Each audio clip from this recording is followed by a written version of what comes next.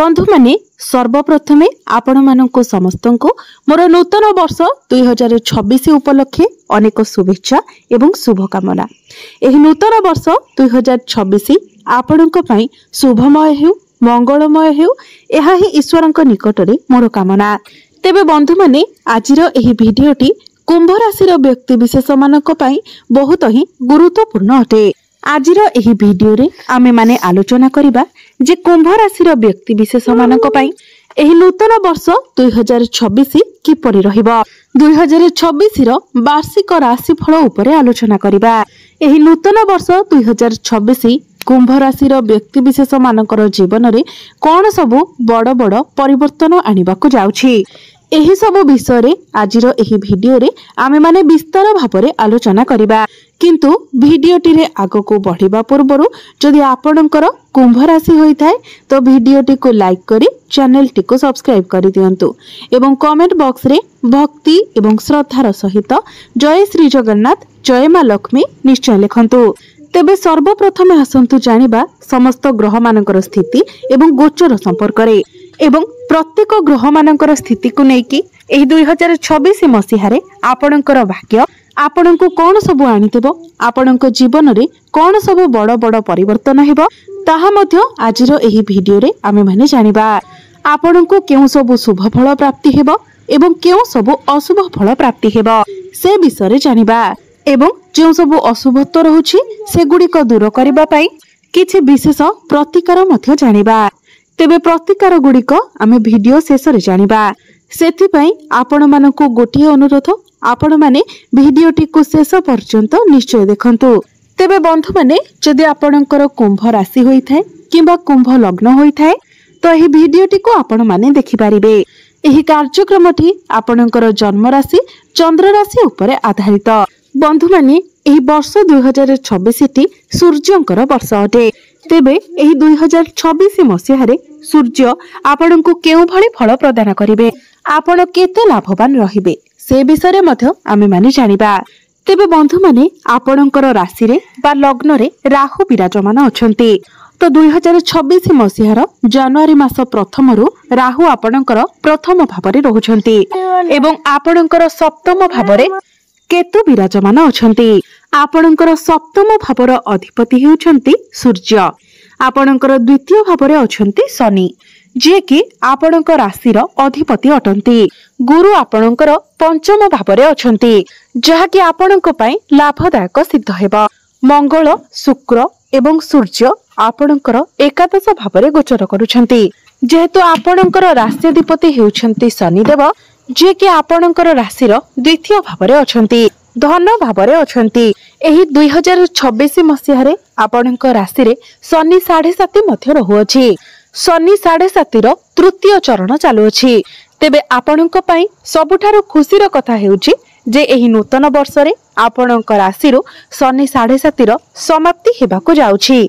तेबे शनि 7.5 रो एही शेष पर्याय रे शनि आपणको केउ फल प्रदान करिवे एवं राहु आपणकर प्रथम भावरे अछंती जहा कि 5 डिसेंबर 2026 पर्यंत रहिबे अर्थात वर्ष सारा राहु आपणकर प्रथम भावरे रहिबे एवं केतु मध्य आपणकर सप्तम भावरे रहिबे। एही 2026 मसीहारे राहु आपणको बहुत अधिक विशेषज्ञ बनैबे आपणको गभीर ज्ञान प्रदान करिवे आपणको बहुत अधिक स्मार्ट बनाइबे आपणको मध्यरे ज्ञान आनिबे। आपण प्रत्येक कार्य को हार्डवर्क अपेक्षा स्मार्ट वर्क रे करबाकू पसंद करिवे। बंधु माने गोटिए कथा हेउची जिनिस गुडी को देखिबा एवं बुझिबा। जेतेबेले राहु आपणकर चंद्रमा उपरे गोचर करूछंती तो सेतेबेले राहु आपणकर माइंड को टिके डिस्ट्रैक्ट कराइबे डिस्टर्ब कराइबे आपण टिके द्वंद्व भितरे पड़ी जिवे। राहु एठारे रही आपणकर मन भितरे आग्रह एवं जिज्ञासा को बढ़ाइबे आपणक मध्यरे चेष्टा को बढ़ाइबे। राहु एठारे रही आपणको नुआ नुआ आइडिया देई थांती एवं बेले बेले मध्य आपणको द्वंद्व रे पकाई थांती। एही वर्ष रे आपणको धन कमाइबा पई नुआ नुआ उपाय मध्य मिलि जिवो आपणकर मन को नुआ नुआ योजना आसीबो किंतु बेले बेले आपणक मध्यरे द्वंद्व मध्य सृष्टि होई पारे सही काम करिवे ना नाही सेथि मध्यरे आपण द्वंद्व रे पड़ी जिवे। सेथि पई एही वर्ष रे आपणको जहाँ ठीक लगुच आपण ताहा ही करंतु। आपणकर मन को जो भी नुआ नुआ आइडिया आसुछि नुआ नुआ योजना आसुछि ताकू तुरंत आपण कार्यकारी करने को चेष्टा करंतु। जेहेतु सूर्य आपणकर सप्तम भावर अधिपति आपणकर केन्द्रर अधिपति एवं एही वर्षटी सूर्यंकर वर्ष अटे। सप्तम भावटी हेउछि आपणकर वैवाहिक जीवनर भाव। तेणु एही वर्ष 2026 रे जदि आपण आपणकर जीवन साथींकर सजेशन उपदेश को मानती ताकू कार्य लगाती तो निश्चित भाव आपण अधिक लाभ प्राप्ति करि परिबे। आपणको प्रत्येक कार्य रे सफलता प्राप्ति हेबो।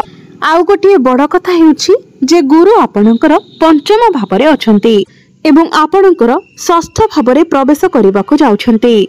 2026 रो जून मासरे गुरु आपणकर षष्ठ भाव को चलन करिवे। तेबे षष्ठ भाव रे गुरु आपणको केउ भली फल प्रदान करिवे। सबुठारो बड़ कथा हेउछि एवं खुशीर कथा हेउछि गुरु आपणकर षष्ठ भाव रे उच्चस्थ रहिबे। दीर्घ 12 वर्ष परे गुरु आपणकर षष्ठ भाव रे गोचर करबाको जाउछंती, ताहा पुनी उच्च अवस्थारे। तेबे जे कुंभ राशि रो व्यक्ति विशेष माने कोनोसी माली मकदमारे फसी रहितिले, कोर्ट कचेरी मामलारे फसी रहितिले, कोनोसी शत्रु आपणकर किछि क्षति करबाको चेष्टा करूथिला, से माने एही 2026 मसीहार जून मास परे सेही समस्त क्षेत्ररो मुक्ति पाइबे। एवं जो माने ऋण करजर मायाजाल रे फसी रहितिले, ऋण आनिथिले किंतु ताहाको सुझिबारे सक्षम होई पारु नथिले, तो एही जून मास परे आपणको समस्त ऋण करजर मुक्ति मिलि जिवो। किंतु जून मास पर्यंत गुरु आपणकर पंचम भाव रे ही रहिबे। पंचम भाव रे गुरुंकर गोचर को अत्यंत श्रेष्ठ माना जाय थाए। तो जो माने विद्यार्थी अछंती से माने निजर शिक्षा क्षेत्र रे बहुत अधिक उन्नति करिवे। पाठ पढ़ारे सेमानंकु बहुत अधिक सफलता मिलिबो। से माने निज जीवन रे किछि बड़ करबाको चेष्टा करिवे। एही जून मास मध्यरे आपणकर मन पसंदर स्थान रे आपणकर एडमिशन होई जिवो। आपण कोनोसी उच्च शिक्षा करबाको बाहर को जाई पारंती, किंबा जदि आपणकर किछि कॉम्पिटिटिव एग्जाम अछि, सरकारी परीक्षा अछि, तेबे निश्चित भाबरे सेथिरे आपणको शुभ फल प्राप्ति हेबो।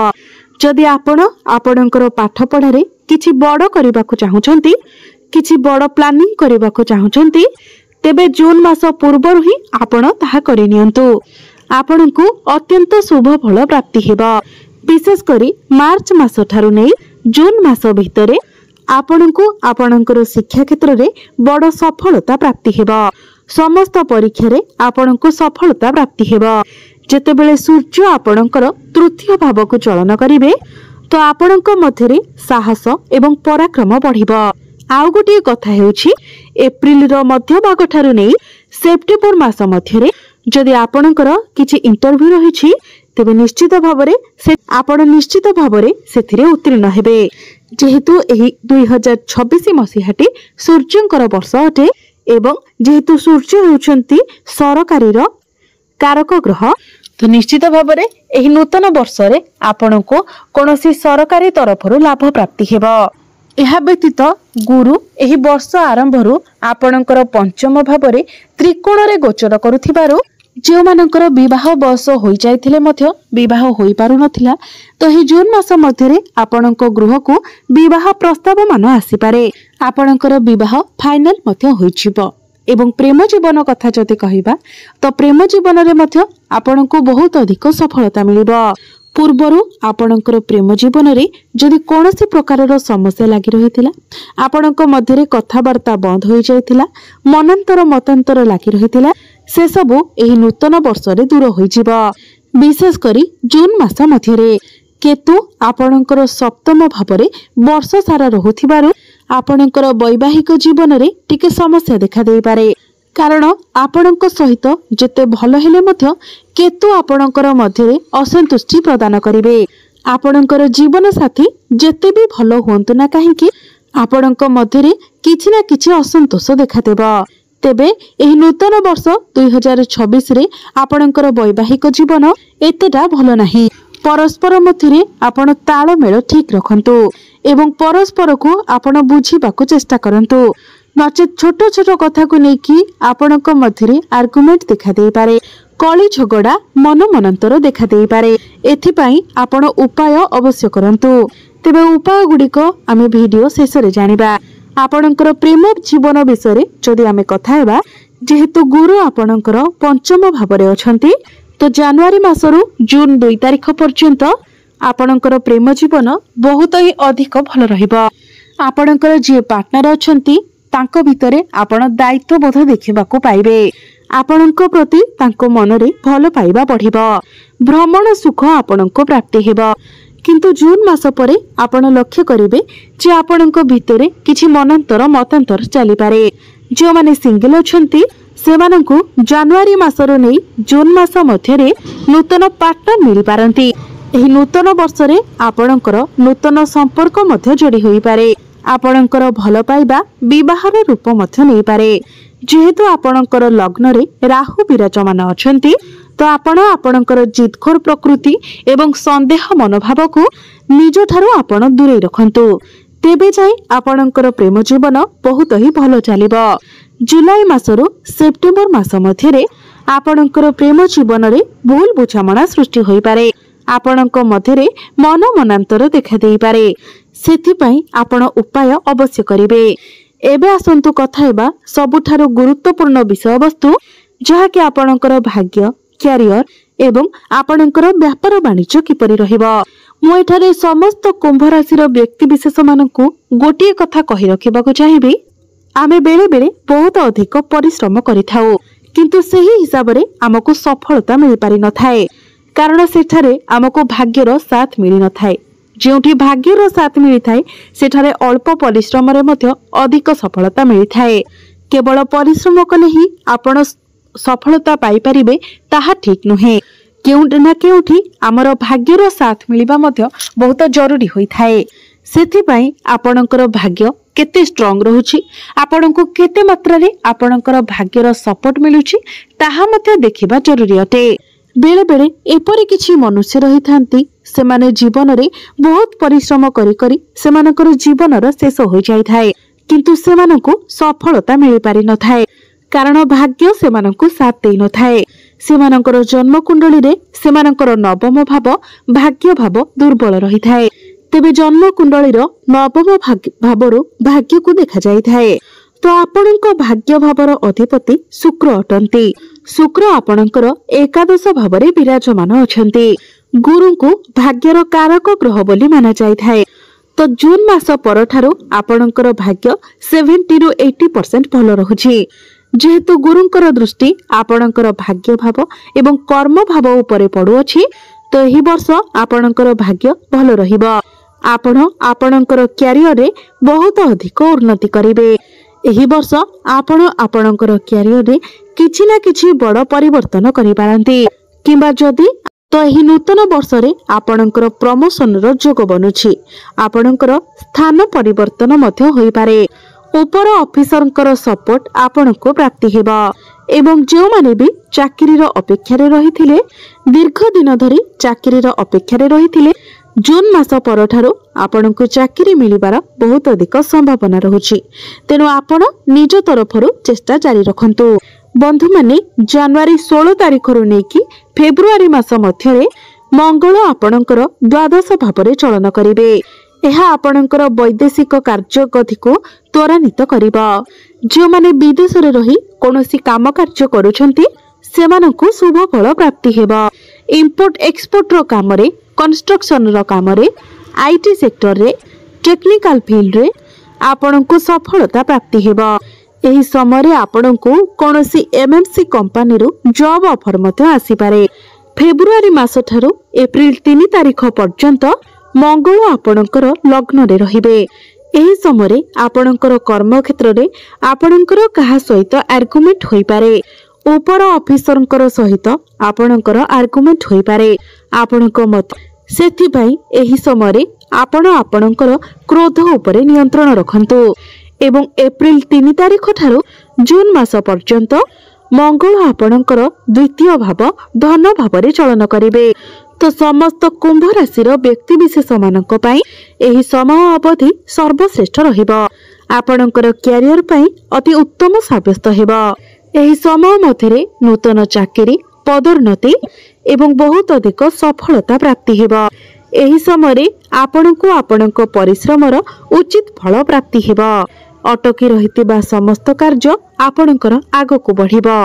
जून मास पर्यंत गुरुंकर दृष्टि आपणकर भाग्य भाव उपरकु रहुथिबारु आपणको प्रत्येक क्षेत्र में आपणको भाग्यर साथ मिलिबो। एही समय आपण कोनोसी दूर स्थान को किंबा धार्मिक स्थान को यात्रा करि पारंती।